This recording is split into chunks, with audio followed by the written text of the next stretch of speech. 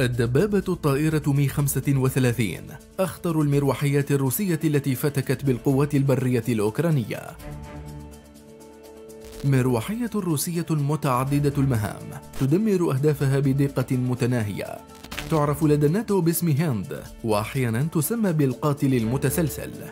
تم تطويرها على أساس المروحية الشهيرة مي 24 كمشروع مشترك بين شركة ميل بالتعاون مع مصنع روستوف للمروحيات عام 1994، ويطلق عليها الطيارون السوفييت لقب الدبابة الطائرة، وهي قادرة على تنفيذ المهام الخاصة بما فيها تأمين عمل مجموعات الاستطلاع والإجلاء، ويمكن أن تتعامل مع أهداف جوية بطيئة محلقة على ارتفاع منخفض، بما في ذلك بعض أنواع الطائرات التي يستخدمها في معظم الأحيان تجار المخدرات.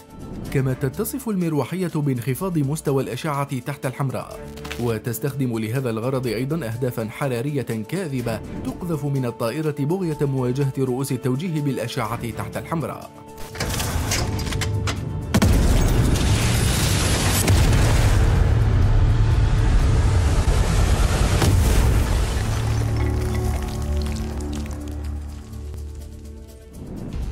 المواصفات العامة للمروحية: يتكون طاقمها من فردين، ويبلغ طولها 17.5 متر وارتفاعها 6.5 متر. قطر المروحة العلوية لها 17.3 متر، فيما يبلغ وزنها فارغة 8.5 طن، والوزن الأقصى عند الإقلاع 12 طن. يشمل حمولة تسليحية تقدر ب 2400 كيلوغرام أسفل أجنحتها الخارجية.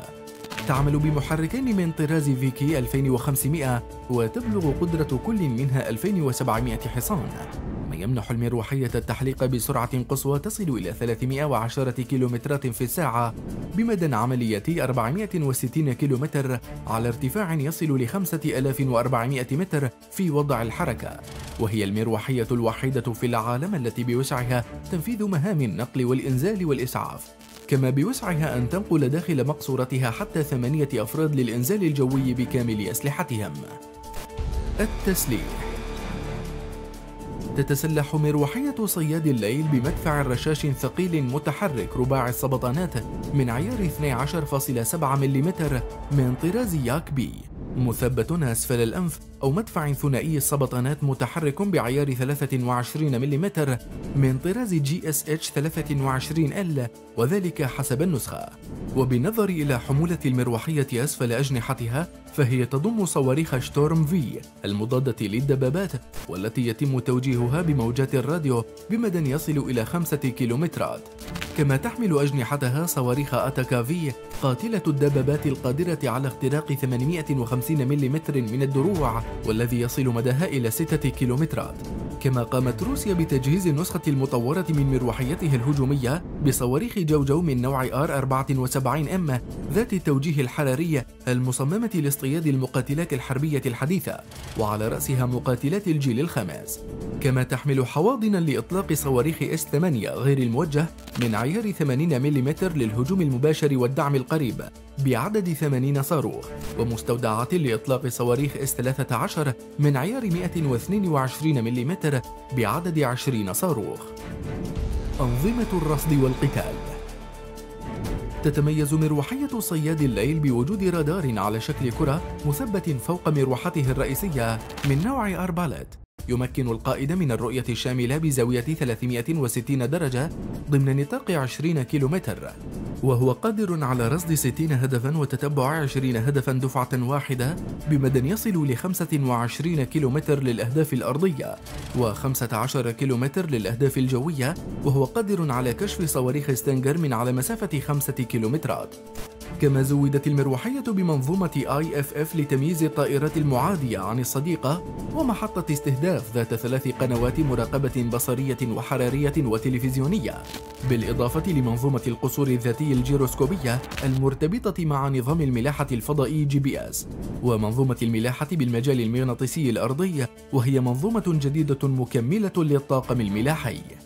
ويحظى طياري هذه المروحية بخوذات متطورة تعمل بتقنيات الواقع الافتراضي، حيث تعطي المعلومات الحرارية والتلفزيونية للموقف الميداني ورصد أهداف العدو أمام أعين الطيارين مباشرة في كل الاتجاهات. التاريخ القتالي: دخلت نسختها الأولى الخدمة لدى الجيش الروسي في عام 1972، وشاركت في العديد من الحروب والنزاعات، منها حرب أوغادين عام 1977 والحرب الفيتنامية والنزاع التشادي الليبي عام 1978 والحرب السوفيتية في أفغانستان عام 79 وحرب الخليج عام 91 والحرب الشيشانية الأولى والثانية والغزو الأمريكي للعراق عام 2003. وشاركت في العمليات العسكرية الروسية في سوريا منذ بدايتها في عام 2011 إلى الآن. وأخيرا كشفت وزارة الدفاع الروسية عن مشاركة مروحية الصياد بطلعات قتالية عديدة بالغزو الروسي لأوكرانيا، حيث قامت خلالها بتدمير مراكز القيادة والسيطرة لوحدات القوات الأوكرانية وعربات مدرعة ومنظومات دفاع جوي متعددة الأنواع. لمحة عن القوات الجوية الروسية. تأسست القوات الجوية الإمبراطورية الروسية في أغسطس من عام 1912، وهي القوة الجوية الثانية على مستوى العالم بعد القوات الجوية الأمريكية.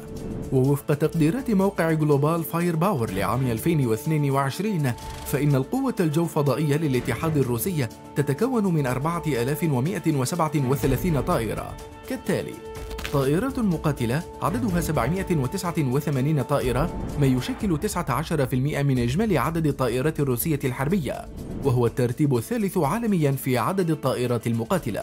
طائرات الهجوم الأرضية عددها 742 طائرة، ما يشكل 17.9% من إجمالي عدد الطائرات الروسية الحربية، وهو الترتيب الثاني عالميا في عدد طائرات الهجوم الأرضية.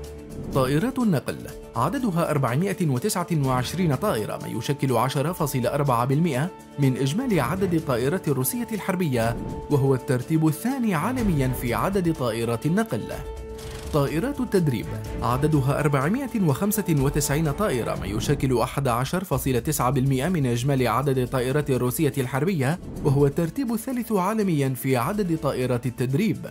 طائرات المهام الخاصة عددها 130 طائرة، ما يشكل 3.1% من إجمالي عدد الطائرات الروسية الحربية، وهو الترتيب الثالث عالميا في عدد طائرات المهام الخاصة.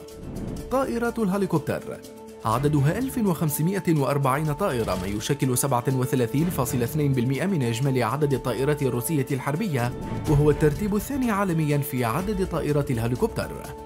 طائرات الهليكوبتر الهجومية عددها 538 طائرة، ما يشكل 13% من إجمالي عدد الطائرات الروسية الحربية، وهو الترتيب الثاني عالميا في عدد طائرات الهليكوبتر الهجومية.